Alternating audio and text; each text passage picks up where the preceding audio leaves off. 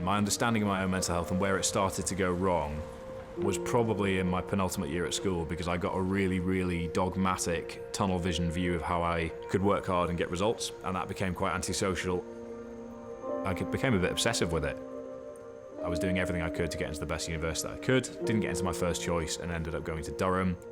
I didn't have many friends, my sport was isolated. All of a sudden, I felt quite lost. My mistake back then was thinking that I was invincible, thinking that I could control everything around me. So then when things started to fall away, I started to feel like I was losing control. I very quickly spiraled. But I didn't change anything. I just felt hard done by, I felt bitter, I felt lonely, and rather than taking necessary steps to move forwards, I just became really afraid of letting anyone know that I had lost control of the plan. Losing control of the plan to me was synonymous with some sort of failure, and I did not want to be deemed a failure because it made me less of a man, it made me weak, it let down expectations, so I kept it all to myself. I couldn't sleep, I could barely eat, I felt sluggish all the time. When I did go to sleep, I'd sleep for 20 hours at a time, I'd sleep through alarms. I was just anxious all the time, I was pacing up and down my room not knowing what to do next because I just wanted a bit of a break from the noise in my own head. Fortunate enough to have parents together, brother that I get on with, grew up in Edinburgh, didn't have too much hardship growing up, all these things. I thought, why do you feel like this? This is pathetic. You have no reason to feel like this. There are people out there in much worse situations. You have no right to feel this way, which then fed into my fear of sharing this with anyone.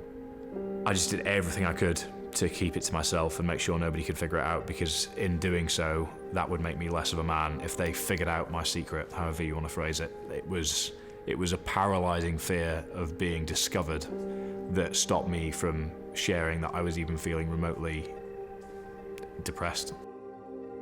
I attempted suicide in early May of 2016. The priority was not death, the priority was peace from the chaos inside my own head mentally.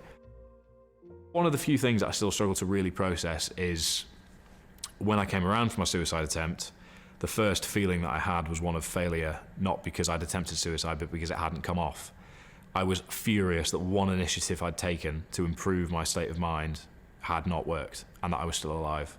I was angry to still be alive, which just looking back now is just horrifying, really. I realised how desperate it was, and then the following day, I got a message from Andy, a friend of mine, and he sent me a message saying, I'm getting a puppy from this litter next week, you in? So 14 weeks old, I got Odie. He was the catalyst for my recovery.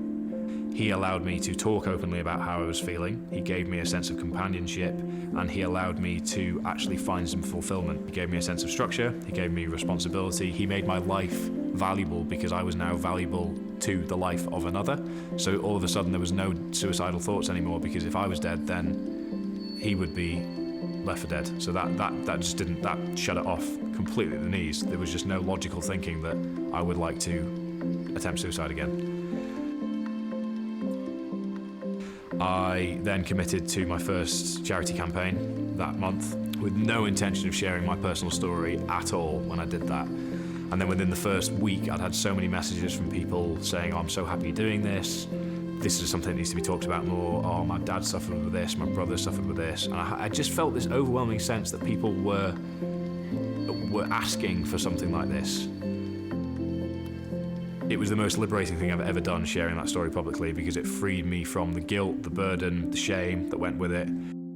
Then I just chucked the kitchen sink at it. Do you want to do that? I just said yes to absolutely everything. The Modern Mind is the business that I run, speaking in schools and corporates, with the focus being sharing my story, sharing the lessons that I've learnt. I thought that because the plan that I'd set myself at 18 years old had failed, or I'd deviated from it, that was it, game over.